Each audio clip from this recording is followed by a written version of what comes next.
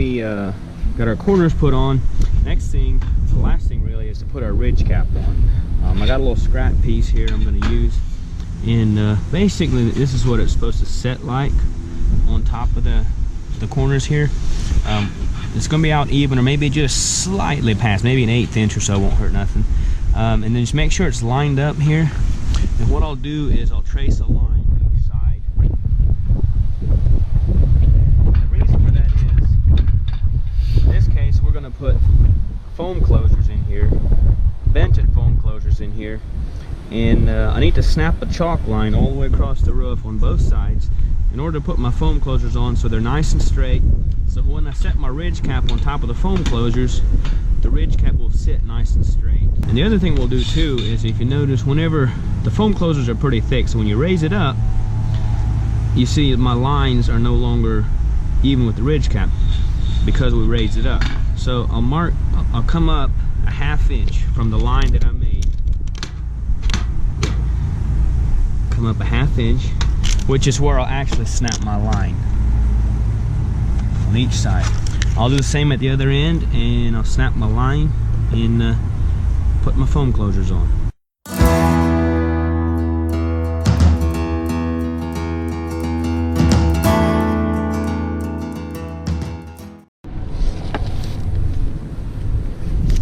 Alright, getting ready. I got my line snapped here. I'm getting ready to put my foam closures on.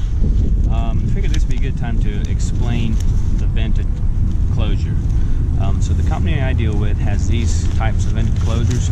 Basically, they set on the metal like this, and these are like a Brillo pad almost. They allow the roof to breathe without allowing insects, snow, and things like that in. So there's two different ends on these. Basically, this end has a little notch in it. So you want that end forward because your next piece will set on top of it like that. So you peel the sticky backing off of it. Usually I just tuck them down in or hide them somewhere because they'll blow all over the yard. And then we'll put these right at the line. These are very sticky. It's hard to move them once they're stuck. And then over here, we'll just trim off our excess.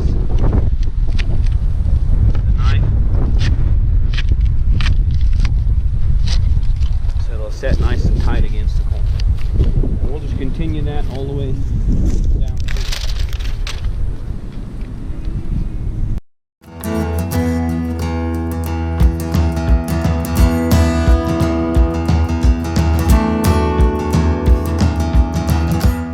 And now that we got our foam closures down, next step is to install a ridge cap.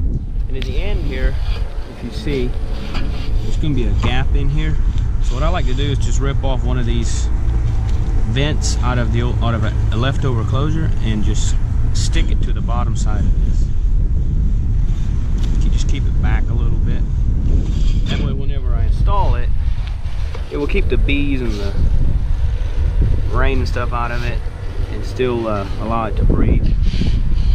So it's pretty simple. Once you get it installed, make sure we're centered on top. Maybe come back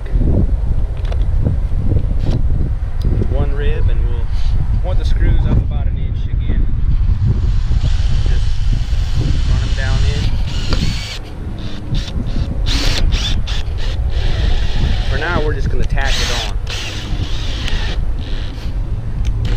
We're going to squeeze it down until there's about a 1/8 inch gap right there up against the rib. And if you have any foam closures sticking out a little bit, you can just tuck them up in as you go through screwing them. And we'll just tack them all on. And you also want to lap it at least a foot, bring it back to the next rib, and then you want to lap towards the west wind, or towards the weather. And if it's running north and south, you'll lap it to where if you pull in the driveway, you won't see your end seams.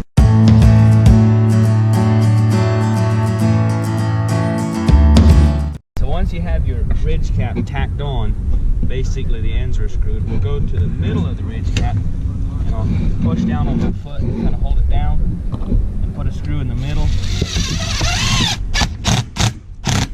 Just tighten it down to we have about an 1/8 of an inch gap. Then we'll come halfway between the middle and we'll put another screw in. Make sure the foam's tucked up underneath there.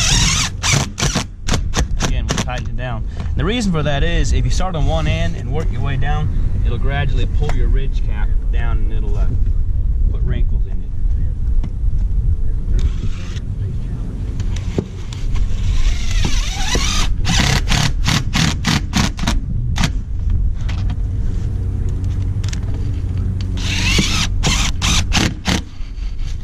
I always like to hold my finger here so I can tell how close I am to the rib.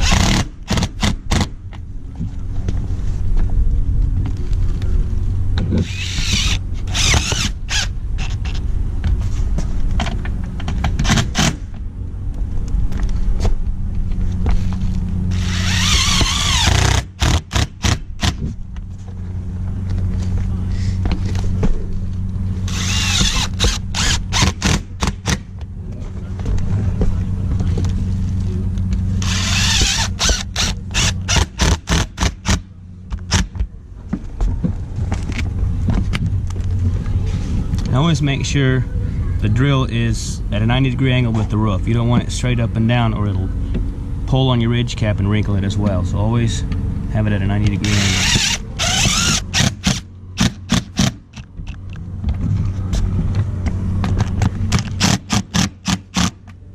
And out here in the corner, we'll just put it kind of in the middle of the corner, middle up and down.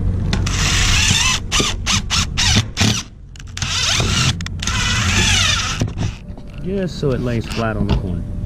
Once I'm done, I just like to go back and just look at them, just make sure that some aren't pulled down tighter than others.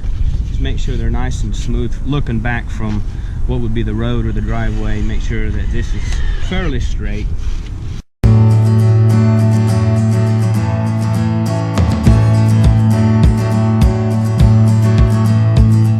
Another thing I wanted to point out is when putting these foam closures in, they stick really well, but the glue that holds them is temporary, and over time it will dry out. So it's very important that you run your screws down through your foam closure. You don't want your foam closures up here and then your screws all the way at the bottom.